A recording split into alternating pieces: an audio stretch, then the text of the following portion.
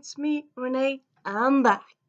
So today it's Wednesday, and as you noticed, for most Wednesdays lately, I've been doing lists, and this is not exception for that. It's not an addition. So this is my top five things I daydream about, and yeah, for once it's a top five. It's not six. It's not 10. It's not four. It's five. So yeah, this is top five things I daydream about.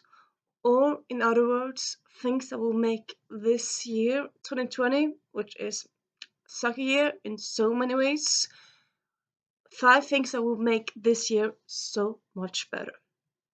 So this is me daydreaming. Some of this stuff I'm going to talk about might happen. It's not completely out of the realm of possibility.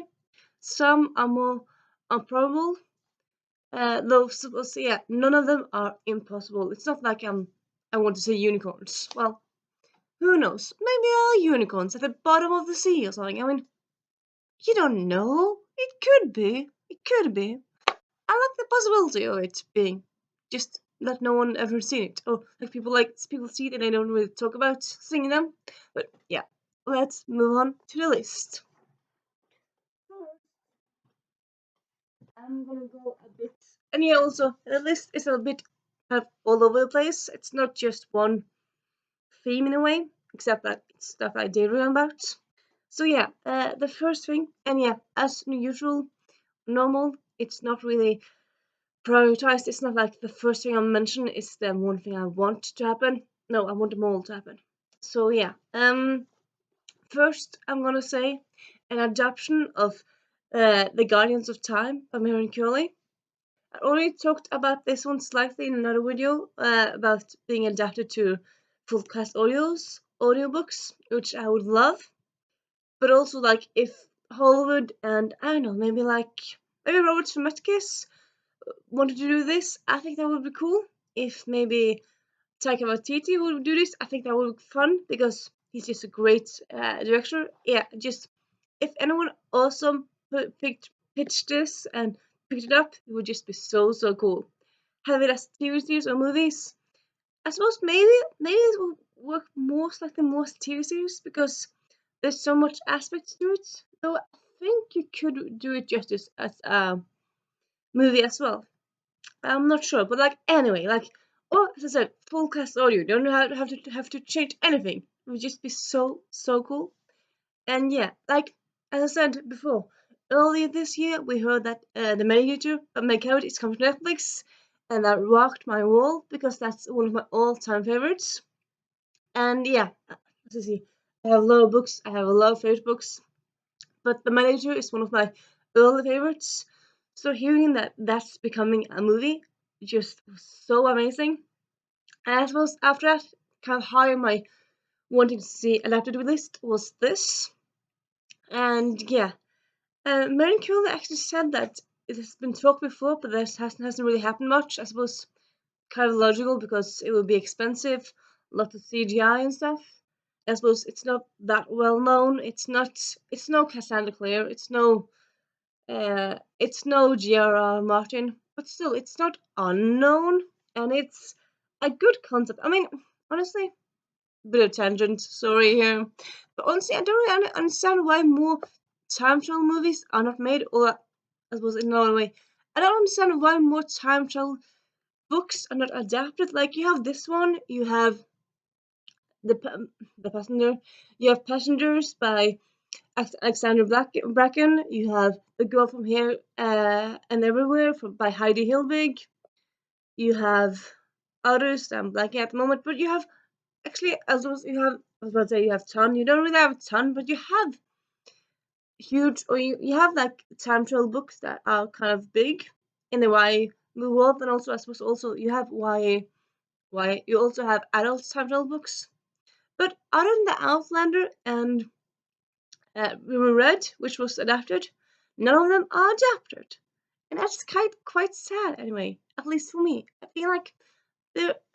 Because often books are adapted, but the time travel books seems to be ignored. But like, I mean, if you adapt a book, you already have an audience to the movie, and it, yeah, I mean, if you can make Game of Thrones, why can no one make time for movies? I don't understand it. I don't truly, I do not understand it. But yeah, so this one being adapted would be so awesome. And yeah, if it was announced before the end of this year, it would just make my day, make my month, make my yeah, let's say make my year really. And yeah, let's move on to the next item. I suppose yeah, I know I did say like I don't really have any prioritizing. Well, mostly I don't. So I think maybe this next one on the list is like high on this. Like if this happened, I would I would jump for joy so much that I would hurt my feet and I don't know, have to be in bed for the rest of the week because I would just be so excited. And now I'm thinking like, what am Renee talking about now? Well, okay. I'm talking about a book tour being announced and being scheduled for say next summer or maybe I suppose yeah, probably next summer for Norway. And I say like, well, aren't book tours happening already in Norway? Yeah, okay. I'm being specific here. I want book tours of authors that I care about. Most often in Norway, the book tours are either Norwegian authors, which I suppose we have some great ones, but most of them are like I don't care that much about really. Or you have like actually there's a one of the biggest festivals in Norway, like literature wise, is the crime literature festival based around crime novels. So you often have like people like AJ Finn um or I'm blanking now, like Peter May, Peter James, all those like well-known American and British crime authors. They come here to Norway. So like if you're crime authors, no problem, you can come to Norway in 1 second. If you're a fantasy author, if you're a YA author, you don't come to Norway because do you want to ignore us? I don't know. And like I suppose I could understand like if you're from the States because it's a long way to come to Norway, but like there's lots of great offers from the UK. Holly Smale, Holly Bourne, Dirk Landy, suddenly I'm blanking, but there's others as well. And why none of them are coming to Norway baffles me. It honestly baffles me so much. And I just want to see my favorite authors or some cool authors. Well, yeah, Holy Born is one of my favorite authors. So yeah, I want to see my favorite authors live. What? Why? I suppose yeah, could be that like in 5 years, in 10 years time, I scratch up the money and I get money enough to go to Comic Con or to go to some fun um, book con or something like that in the States. I mean, there's nothing against traveling to go to cons. People do it sometimes. But yeah, that's very expensive and probably won't happen for at least 10 years, well, 5 years, unless I meet a millionaire. Because, I don't know, that could happen. But like, I really think it would be so much fun to like, to have like lots of cool offers in Norway. And like, the lots of authors say they love Norse mythology, they love to travel, they want to see different places in the world and stuff. And I'm not quite sure, but I'm thinking that Lee Bardugo has been to Norway because she once did a video where she said thank you in lots of different languages, and then she did it also in Norwegian, Swedish, and Danish, which generally really is kind of cheating because it's the same word. It's tuck. The only way that's different is like how you intonate it, but like it's the same word. It's different. It's spelled different in Swedish and Norwegian. I think it's probably the same in Danish and Norwegian. But yeah, like how you say it's slightly different.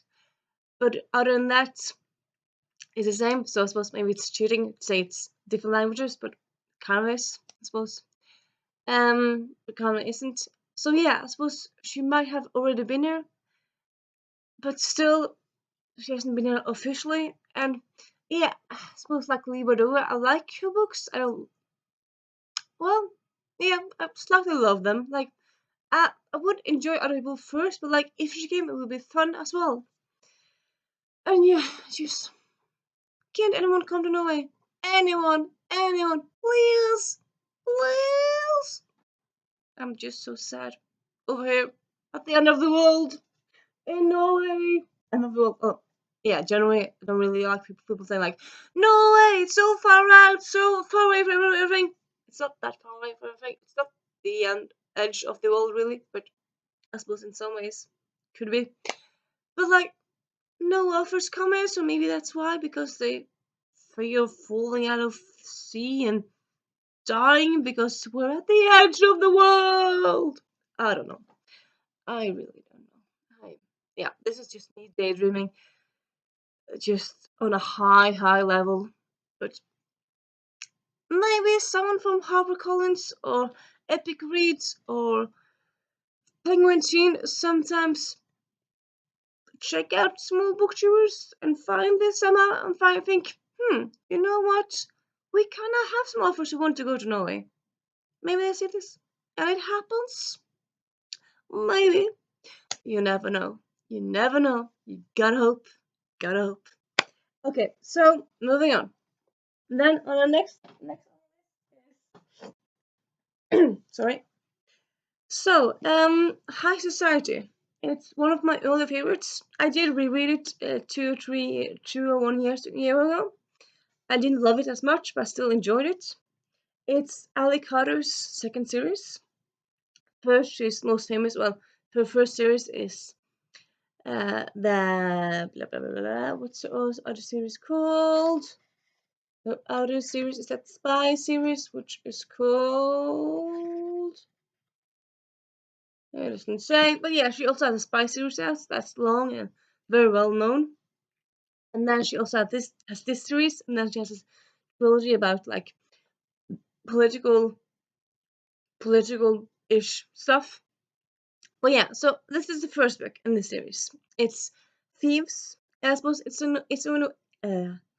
a way described I suppose rightly as Ocean 11 for kids, or I suppose yeah, Ocean 11 for kids. They're teens, but they steal stuff, and they're quick. And there's a band of people who steal stuff. It's not just one or two. It's a whole band. It's a cast of characters.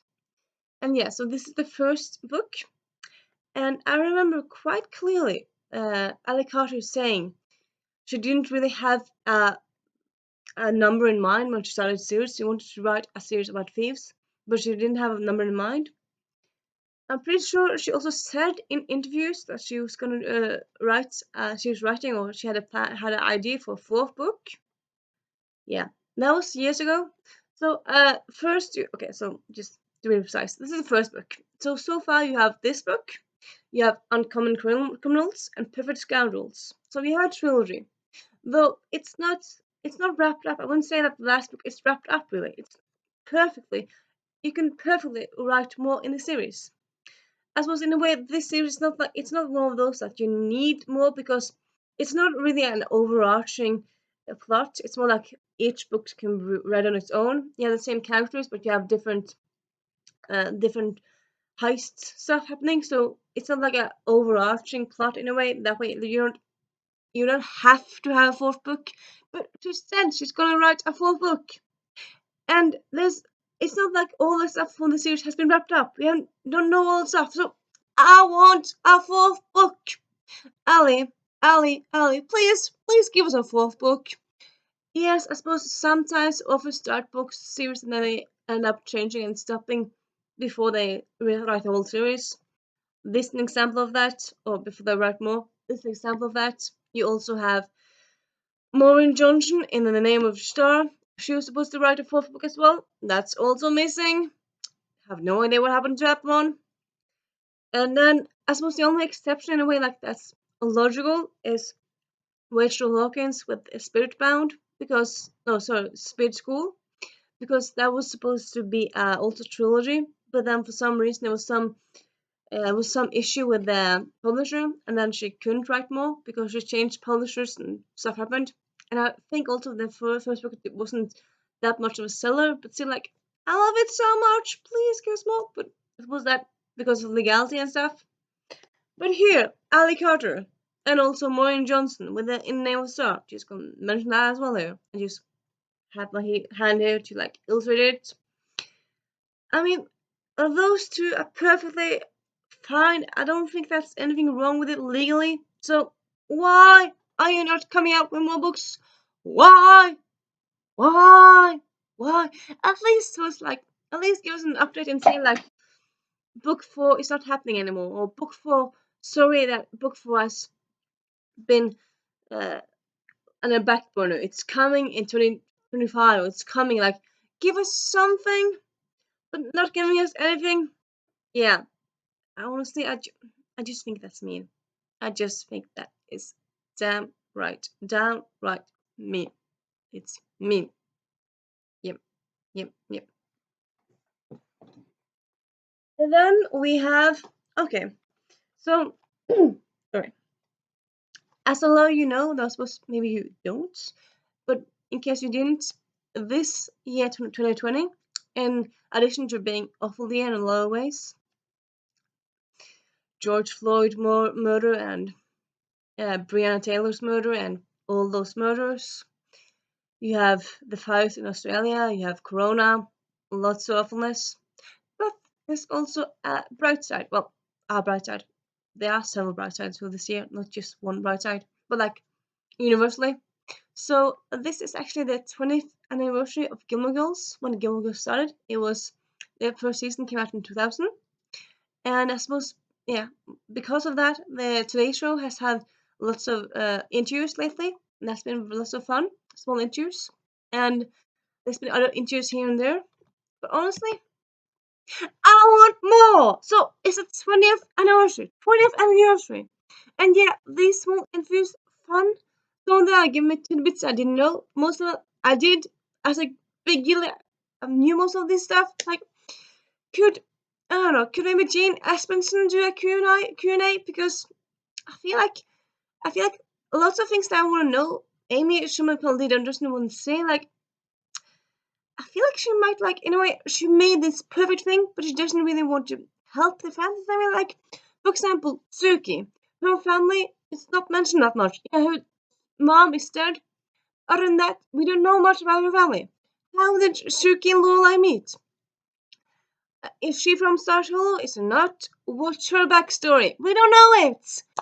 Maybe give us more of Kirk. Like, okay, he mentioned he has siblings. We never see them. Why? Do we get some? I mean, I suppose you're thinking like that I really want another revival, which in a way, no, I don't really because Netflix one was no. What I do want is like maybe like a huge article or a Q&A with Jane Espenson or like someone from behind the scenes that isn't Sharon Palladino or Amy Sherman Palladino or Daniel Palladino because I don't think that would give good answers really. Like I suppose maybe um have like hey have Jason Mantzoukas, have James Espenson, have Kevin Porter, Demi Adjidriwa, have like maybe also have like Michael Osiello, have like people with big gillies and like have them give their take on stuff. And also Jane Espenson. I mean she did write for it, so she's like legit. She's like the legit product really. Have them write a article where they have like answers to the stuff that we don't know, or maybe do a Q&A. That would be really fun. Like do a Q&A for like 2 hours or 2.5 hours. I think that would because there's lots that needs to be like not Q&A, but more like where they ask specific questions, like these questions that we need to know. At least I want to know. And also like another thing, Suki in season 7 she was pregnant, and obviously in the rival she has all the 3 kids, but we never find out what her youngest kid is. Is the girl? Is it a boy? Is it a they? I kind of want to know. Yeah, I suppose I like season 7. I'm a bit weird on the outside of that, but like, I want to know that. there's still so much we don't really know. I mean, we don't really need another visual. We don't really need another revival, at least not for me. But like answers would be very cool. I would like some answers. Like what I'm basically saying here, like have some big Gilmore Girls extravaganza. Either have a Q&A or have a big article in Entertainment Weekly or something like that. You could do like a Gilmore Girls read through, like with an episode. Lots of series has done that this year. They've done read throughs, and then they give sort of they have people try to like they do it in support of charity. They could do like that. I mean, yeah, it would be difficult to have people back for like all the cast back for like to do another revival or another movie because lots of stuff they're always doing the stuff, all the people. But like having them together for one day where they read the script of one of the episodes, that shouldn't be that hard. And maybe also, yeah, do that and then have some Q&A. I mean, that should be easy and fun. And why can't you do that? Please, please, Lauren, Alexis, please, please, everyone, please, please. Okay, I'm gonna stop. And then, so I suppose, yeah, that one is a biggie for me. But yeah, and then last, but definitely not least, is okay. So this year, you've had a lot of Corona stories in a way. You had both stories where authors write stories based around Corona, like mysteries. No, sorry, mysteries, romances, like short story romances, where lockdown romances and stuff. Sorry, sorry. You also have stories where known authors sorry take their own um, words. They take their own universe and then they include Corona in it. For example, Marissa Mayer has been doing she wrote a short story with Lunar Chronicles and how they would handle Corona. Though, yeah, that's sudden future and all that stuff, but it's a Corona situation. And then McCabbage has done the same with um words Prince Diaries. So what I'm thinking is like maybe I suppose it's a bit difficult because also these are different publishers and stuff, but like maybe one publisher could like ask some well-known authors and just small-known authors to come together, write short stories, write poems, what have you, and then have it in a book and then publish it and give the money, raise the money they get, or at least some of it goes to hospitals and stuff like that. I will really love that project. I think that would be very cool. And yeah, kind of want that to happen. And yeah, that's my list of 5 things that I think would be awesome if happened before the end of this year. And yeah, so that's me saying yeah. But before I go, you say like if you have any thoughts, opinions, talk to me in the blue. And yeah, and it's me saying Renee, Renee,